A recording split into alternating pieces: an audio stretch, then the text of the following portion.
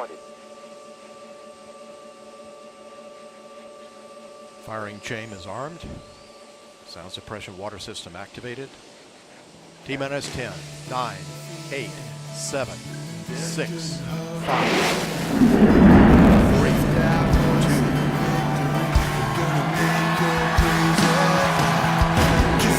Lift off. Space Shuttle Atlantis. Resupply.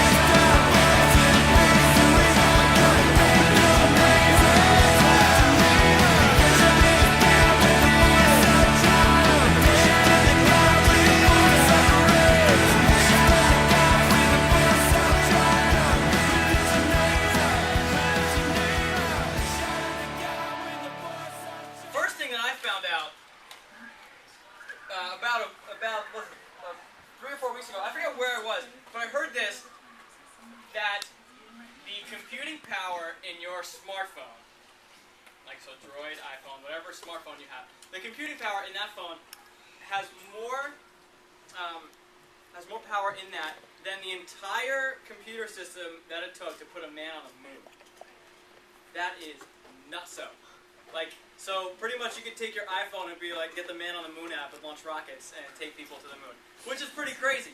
You can't really do that. Anyone believe me? No. Sometimes I'm pretty believable, sometimes I'm not. Anyway, this phone has more power in it than the rocket that went to the moon. Crazy. Crazy. So, I have an iPhone, and it's insane the amount of information is right at my fingertips all the time. I have weather anytime I want, the news anytime I want, my calendar, email, Dropbox, Facebook, Twitter, Living Social, Starbucks, Bible, MLB.com, Pandora, my bank information. Pretty much everything that I could ever need is right here in the palm of my hand. Not to mention, I can get in touch with anybody, anytime, whether I want to talk to them or use my fingers to talk to them. I can get to them anytime. It's crazy the amount of technology that's in these things. And I think what's happened out of these smartphones and just different technology is that we've grown into a culture where you're always reading something, you're always hearing something, you're always seeing something, or talking about something, or learning all the time. Am I right? Like, I mean, it's like constant. I heard that, or I read from the New York Times that people spend 8 hours a day in front of a screen, on average. 8 hours a day. That's nuts. That's an insane amount of time. And so you're always learning. So school is an example of that. Am I right? I mean, you go to school. I don't even know what time you go in. It's like before people should be awake. And you're in there before the sun comes up, and you learn for 6 or 7 hours, and then you go home, and then the next day you wake up and do the same thing. 5 days a week for 180 days a year. That is a lot of learning. You'll spend more than 10,000 hours in school by the time you graduate.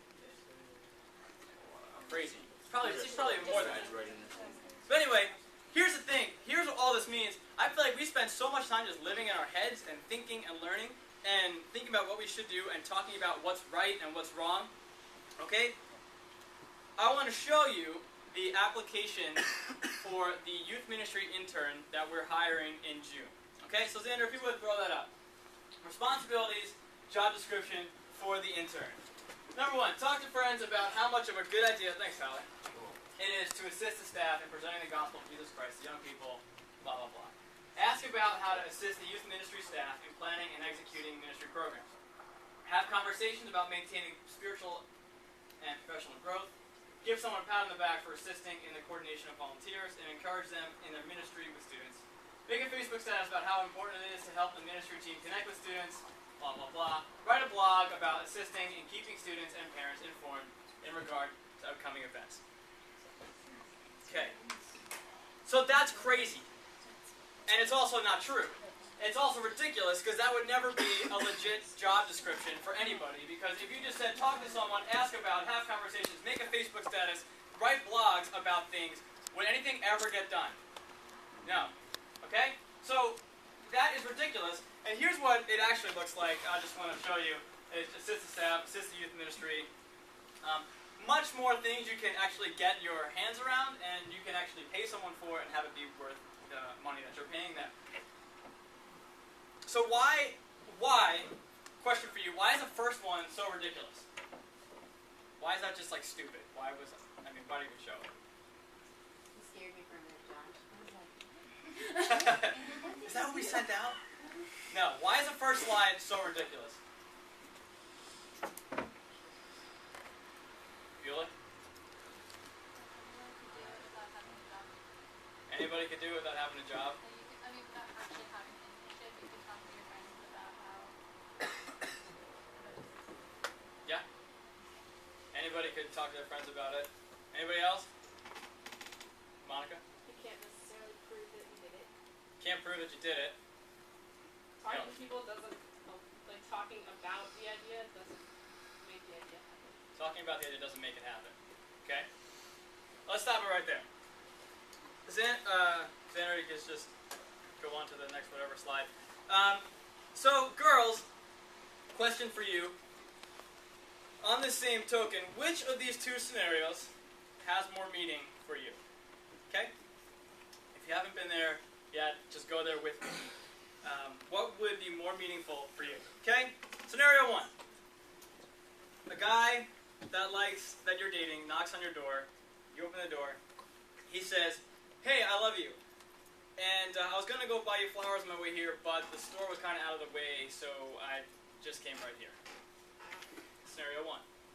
Scenario 2. Actually, the rest of scenario 1 is like, he's like, "Sorry, couldn't have time to get the flowers," and you just go about your day with them. Scenario 2. Guy tells you, knocks on the door, open it up. "Hey, you look great, I love you. Here's some flowers." And you take them in your room, and as you put them in a vase, you see on the receipt or tag or whatever goes on flowers, which none of those might actually happen, but somehow you find out that the flowers that he got were from a store that was like half an hour out of the way between his house and your house.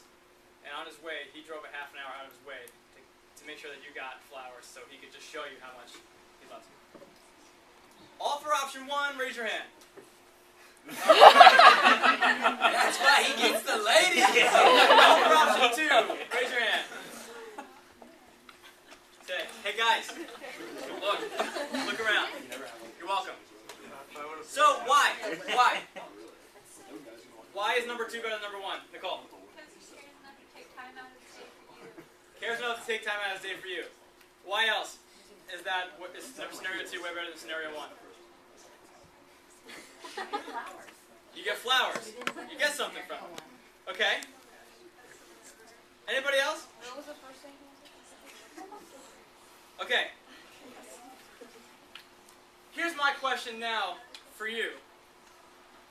And for me. I'm not above this at all. How many of us have a faith that looks just like that first guy? Or a faith that looks just like that first application that I put up on the board? How many of us have a faith where we talk about how good of an idea it is, we ask questions about it, we have conversations in small group about it, we congratulate someone on something awesome that they did because of their faith, we make a Facebook status about it, we blog about it, we tweet about it, we say we thought about buying flowers for that person. How many of us have a faith just like that? But then we say all these things, but then we don't do anything about it. If this application that we showed up on the board is so ridiculous, and the first guy that we talked about is obviously the lamer one of the two, why do we not care more about actually acting on our faith? Why do we care about coming to the box, listening to worship songs, or someone talk, or hanging with our friends, but then when we leave here, we leave like it makes no difference? I want to read to you James chapter 2, verses 14 through 17. Here it says this: "What good is it, dear brothers and sisters, if you say you have faith, but don't show it by your actions? Can that kind of faith save anyone? Suppose you see a brother or sister who has no food or clothing, and you say, 'Goodbye and have a good day, stay warm and eat well,' but then you don't give that person any food or clothing. What good does that do? So you see, faith by itself isn't enough. Unless it produces good deeds, your faith is dead and useless. That's a pretty hard word. I'll come right out and be the first one to say that I'm completely guilty of that.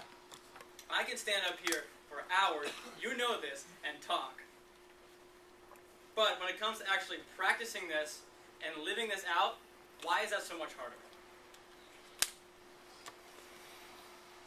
Guys, it says right here, faith without works, faith without deeds is dead. What good does it do if you tell a homeless person, hey, stay warm, keep your belly full, but don't back that up with a blanket and a sandwich? What good is it to post a Facebook status about how we're to help the poor, sing songs like Give Me Your Eyes, and if you don't know the song, ask about it, and about helping people if we're not going to do anything ourselves? This is just as convicting for me as it is for probably some of you in here, because I'm the chief, I'm the numero uno guy that lives this out, not doing anything. Guys, I want to I feel like God has something to say to you and to me about this, that talk is cheap, and your actions are going to speak way louder than your words. And I feel like people who don't know Jesus, the world around us, their big gripe with Christianity, their big gripe with the church is because the church oftentimes talks about doing things, being nice to people, loving them no matter what, but then we don't back it up. We don't do anything about it. We say it, we speak it, we believe it, but we don't back that up.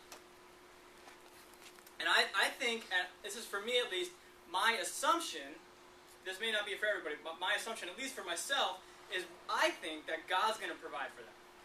Right? Like, why do I got to give that guy a blanket and a sandwich? God's going to make sure he provides. It says in Matthew or Mark, where if God's going to take care of the flowers, he'll certainly take care of you. We always say God's going to provide for him. And that's, I think, our assumption in maybe I don't have to do so much. But the flip side of that is if the Bible says that we're the hands and feet of Jesus Christ, if we're to be the hands which do work and the feet which do walking of Jesus Christ, there's a high probability that God's trying to use you and me to provide for those people. And are we going to wake up to that, or are we just going to keep talking about it? We cannot just sit and talk about what to do. We have to do it, and we have to do that in the context of our own lives. I'm not saying go out and solve homelessness. I'm not saying go out and build a water well on your own in Africa. I'm not saying that you'll have to go on the Tijuana mission trip and build houses. Those are all awesome things. I would love to see it. But I'm not saying that's what I'm calling you to do. I'm saying it's what God's calling us to do. What does that mean for you? Some examples. Not just talking about what a good idea the weekly challenges are, doing that. You have a smartphone, you have it right in front of your face. Not watching as someone else throws money into the God lottery basket as it passes you. Chip in. Lending a hand to that old lady that lives like 3 or 4 doors down from your house who can't really do much and her yard's overgrown. Instead of just praying for her, go knock on the door and say, hey, how can I help you? Helping that kid who's failing physics, aka me, study and get a good grade so that he doesn't have to cheat off the person next to him. You all told that story another day. Picking up your friends and bringing them to core when they don't have a ride, even though they're like out of the way, even though maybe it takes 30 minutes to get those flowers and bring them to the girl's house, even though it takes 30 minutes to get your friend and bring him to core. Giving that kid who walks to school a ride, even though he's kind of weird and you think he probably smells bad. You don't want that smell in your car.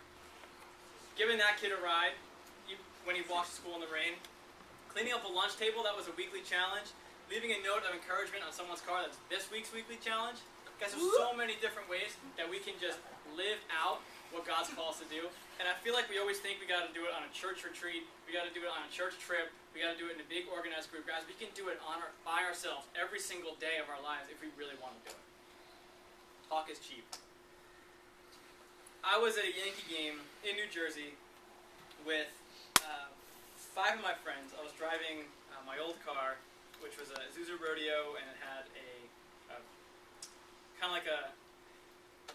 it had 5 seats and then a cargo space in the back. And so it was me plus 5, and I was driving illegally. I put one guy in the back of the See, my dad's gonna see this online. Sorry, Dad. And we're coming home from the Yankee game, and on this road called New Jersey Turnpike, there was this guy pulled over on the side of the road. Like, New Jersey Turnpike, for those of you who've never been there, it is sketchy. It is dark. There are lots of people going by. It's like maybe 15, 20 minutes outside of New York City. All the areas around are really kind of run down and not the best places to be at night. My buddy works as a paramedic up there, and he gets paid like $10 extra an hour because of the fact that he might get shot working as a paramedic. Okay, so it's that kind of neighborhood.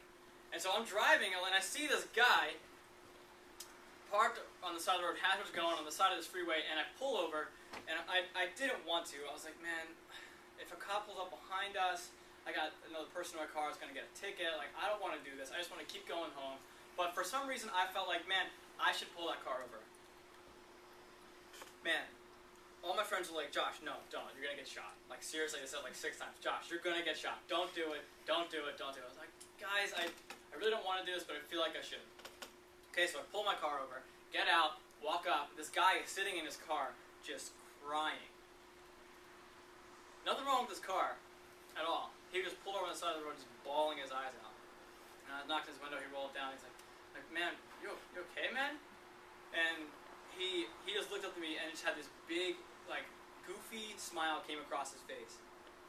And I was, well, this guy's like freaking me out. What is going on in this car right now?